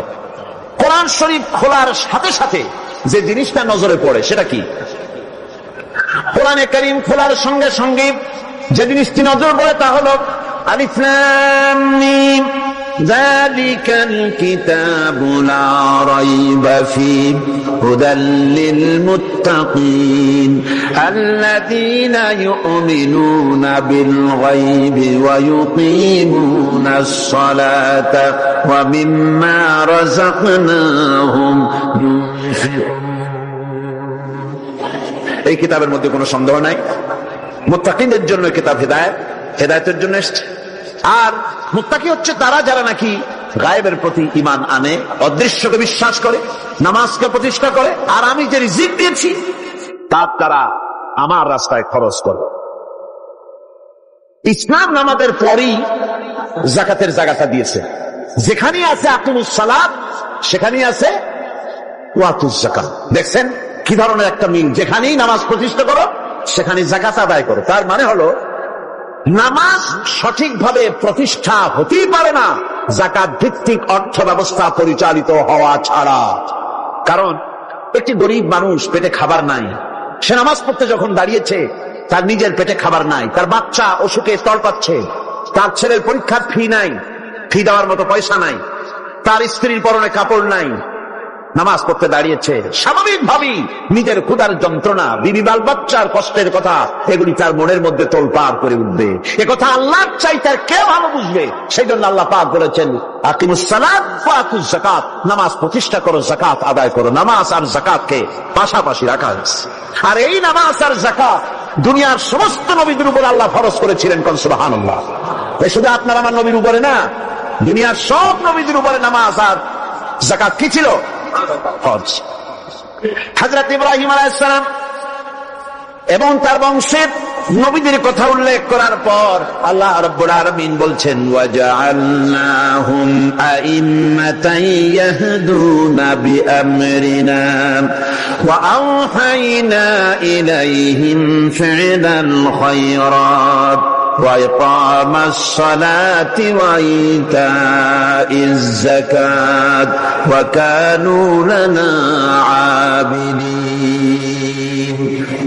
وجعلناهم أئمة। আমি সমস্ত নবীদেরকে নেতা বানাইছি। সমস্ত নবীরা কি?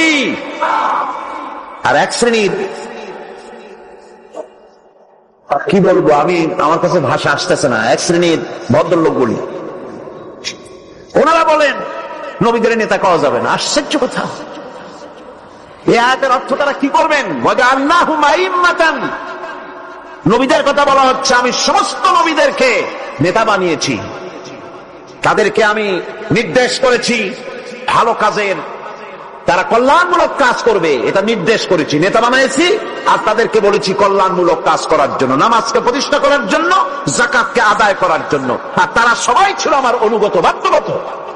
নবীরা সব হলেন নেতা। নবীরা কি?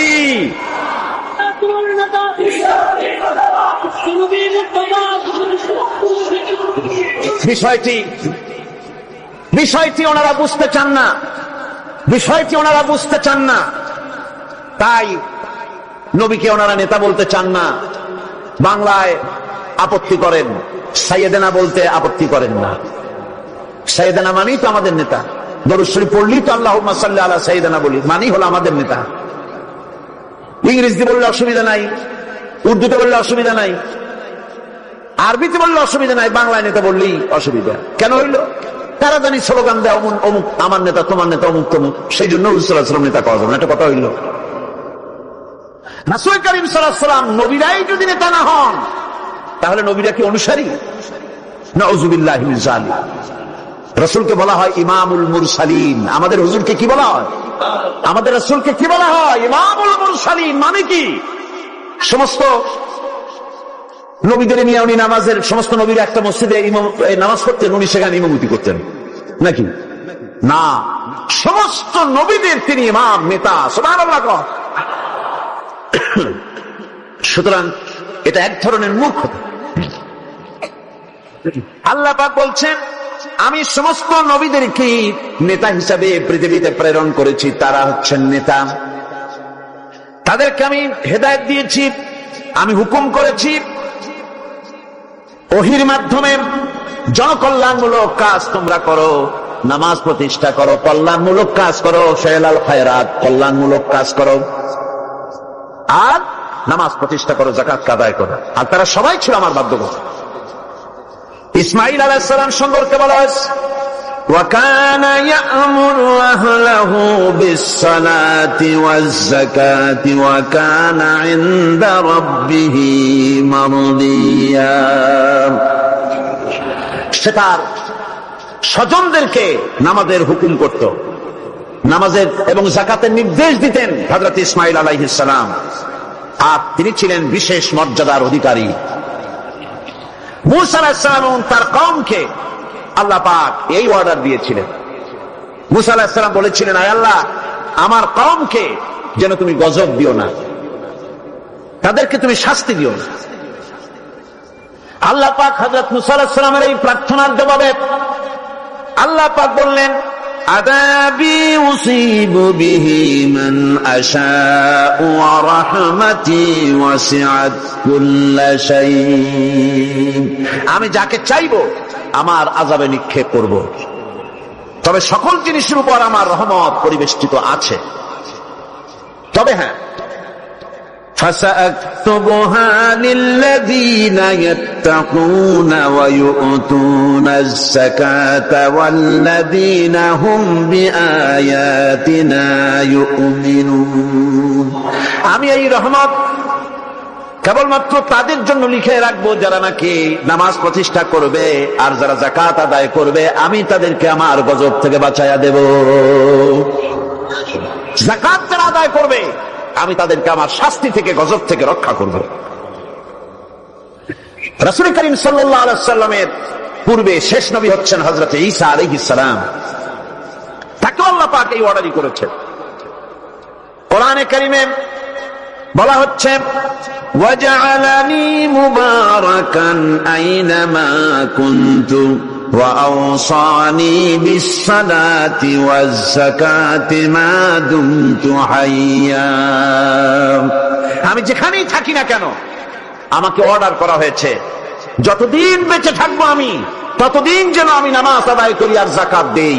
ঈসা আলাইহিস সালাম বলছে, আল্লাহ পাক আমার উপরে নির্দেশ করেছেন, আমি যেখানেই থাকি আর যতদিন বাঁচি আমাকে নামাজ আর যাকাত, এই দুটি জিনিস সম্পর্কে আল্লাহ পাক আমাকে আদেশ করেছেন।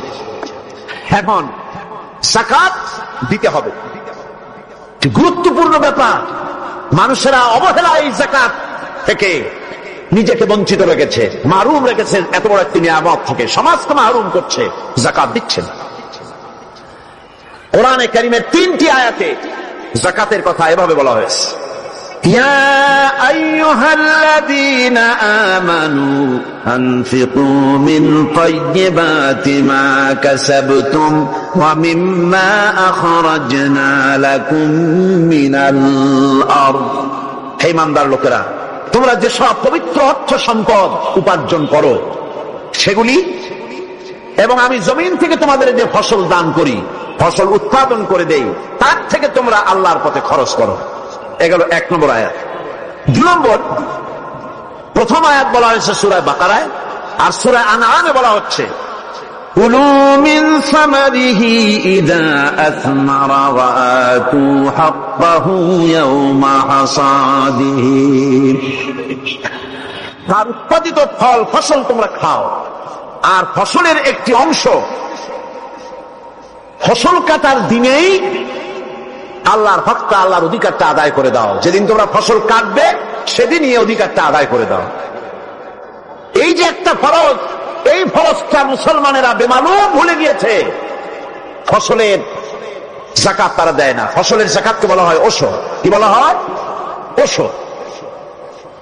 এই ওশর এখন যদি আপনি গ্রামে গিয়া কোন শিক্ষিত লোককে যদি জিজ্ঞেস করেন ভাই ওসর কি চেনো, সে বলবে ভাই ওসর এটা কি জাতীয় প্রাণী, সারপোকা না তেলাপোকা না আরশোলা, আমি তো নাম টাম তেমন শুনি টুনি নেই, বুঝবি না ওসরটা কি জিনিস। অথচ নামাজ রোজার মতোই ফরজ ওসর আদায় করা। কবে আদায় করবেন? যেদিন আপনি ফসল কাটবেন সেই দিনই ওসর আদায় করে দিবেন। পরিমাণটা কি হবে? পরিমাণ হবে আকাশের বৃষ্টির পানি দিয়ে, আকাশের বৃষ্টির পানি দিয়া যদি ফসল হয় তাহলে দিবেন 10 ভাগের 1 ভাগ। 10 মন যদি ধান হয়, গম হয়, ডাল হয়, 1 মন আল্লাহর অধিকার আদায় করে দিবেন। অধিকারটা কার? আল্লাহ কি করবে দিয়ে? আল্লাহর অধিকার মানে গরিবের অধিকার, গরিবের হক, এই অধিকারটা আদায় করে দাও। 10 মন হলে কয় মন? কি হলে? যদি আকাশের বৃষ্টির পানিতে হয়। আর যদি আপনার সেচের মাধ্যমে হয়, সেচ পরিকল্পনার মাধ্যমে পয়সা খরচ করে পেট্রোল ডিজেল লাগায়া ইঞ্জিন চালাইয়া পানি উঠাইয়া কষ্ট করে ফসল ফলাইছেন, তাহলে আল্লাহ পাক বলছেন 10 মনে 1 মন দেওয়া লাগবে না, তোমার খরচ হয়েছে বেশি। বান্দারে, তোমার উপরে আল্লাহ পাক জুলুম করবেন না, এবার 20 মন হলে তার থেকে 1 মন দিও। সুবহানাল্লাহ।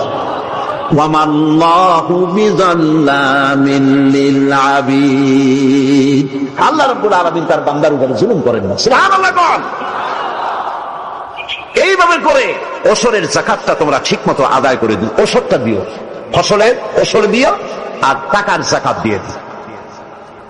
যারা এটা দিবে না তাদের সম্পর্কে আল্লাহ পাক সূরা তাওবার ভিতরে বলেছেন, ওয়াল্লাযীনা ইয়াকনিজুনা আয-যাহাবা ওয়াল ফিদ্দাতা ওয়া লা ইউনফিকুনাহা ফী সাবিলিল্লাহি ফাবাশশিরহুম বিআযাবিন আলীম।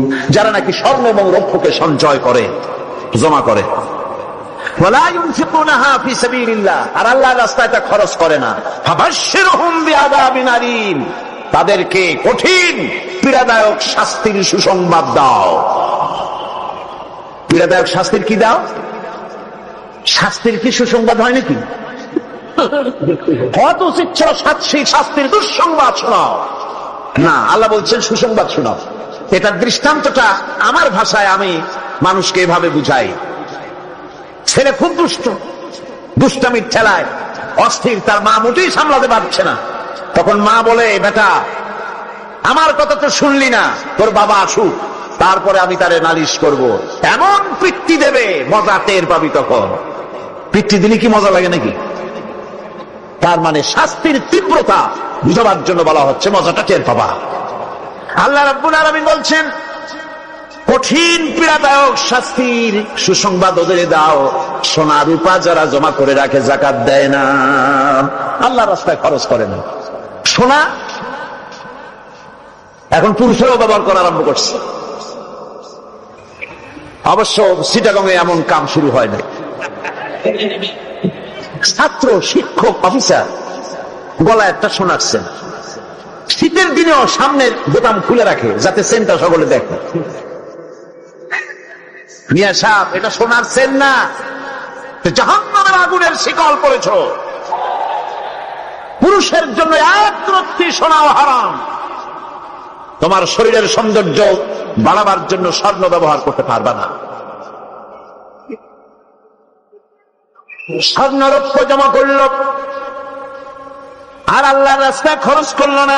রব্বুল আলামিন বলেন, ইয়াউমা ইউহমা আলাইহা ফি নারি জাহান্নামা ফাতুকওয়া বিহা জিবাহুহুম ওয়া জুনুবুহুম ওয়া যুহুরুহুম। একদিন আসবে এমন যেদিন এই সঞ্চিত ধনরাশি, সোনা দানাগুলি জাহান্নামের আগুন দিয়ে জ্বালানো হবে। আজ জাহান্নামের আগুন দিয়ে জ্বালায়া এইগুলি দিয়ে তার পিঠের উপরে আর পাঁজরে সিল মারা হবে জাহান্নামের আগুন দিয়া। বলা হবে, হাদা মা কানাজতুম লিআনফুসিকুম ফাযুকু মা কুনতুম তাকনিজুন। মজা চাখো, স্বাদ গ্রহণ করো, এ হলো তোমার সেই সঞ্চিত সম্পদ, সঞ্চিত ধনরাশি যা তুমি জমা করেছো আর আল্লাহর রাস্তায় খরচ করনি। এখন এর শাস্তি গ্রহণ করো। সুতরাং সঞ্চয় করা মাল জমা করা এক শ্রেণীর লোক আছে। আল্লাহ পাক বলছেন আল্লাযী জামা মালান ওয়া আদ্দাদা, মাল জমা করে আর মুছে তেল মাখে। টেলিফোন করে, হ্যালো সোনালী ব্যাংকের ম্যানেজার সাহেব নাকি? বলে হ্যাঁ, দেখুন তো আমার ব্যালেন্সটা কত। উনি বললেন বল্টু সাহেব আপনার ব্যালেন্স হচ্ছে 50,77,372 টাকা 79 পয়সা। তখন মোজ ঘষে, আতর লাগায়, তেল মাখে আর মনে মনে আনন্দ হয়, আরো কিছু জমা করতে পারলেই তো কোটির কোটায় পৌঁছে যাব। আল্লাযী জামা মালান ওয়া আদ্দাদা, মাল জমা করে আর গুনতে থাকে, আল্লাহর রাস্তায় খরচ করে না। আল্লাহ রাব্বুল আলামিন বলছেন খুয মিন আমওয়ালিহিম সাদাকাতান তুতাহহিরুহুম ওয়া তুযাক্কিহিম বিহা, তাদের অর্থ সম্পদ থেকে যাকাত উসুল করে তাদেরকে পবিত্র করে দাও। যাকাত আদায় করার মানেই হলো তার সম্পদগুলি পাক হয়ে গেল। কোন আলহামদুলিল্লাহ, সম্পদ পাক হয়ে গেল, পবিত্র হয়ে গেল। আর যেই সম্পদের যাকাত দেওয়া হয় না, আল্লাহর রাস্তায় খরচ করা হয় না, তা সম্পদ রূপে অপবিত্র, নাপাক। কি পরিমাণ সম্পদের নিসাবটা কেমন হবে? নিসাব হবে 52.5 তোলা রৌপ্য যদি আপনার কাছে থাকে, আপনি বাজার দর হিসাবে যাকাত দিবেন। স্বর্ণ 7.5 তোলা পর্যন্ত যদি হয়ে যায়, তাহলে অবশ্যই বাজার দর হিসাবে প্রতি বছর তার যাকাত দিবেন।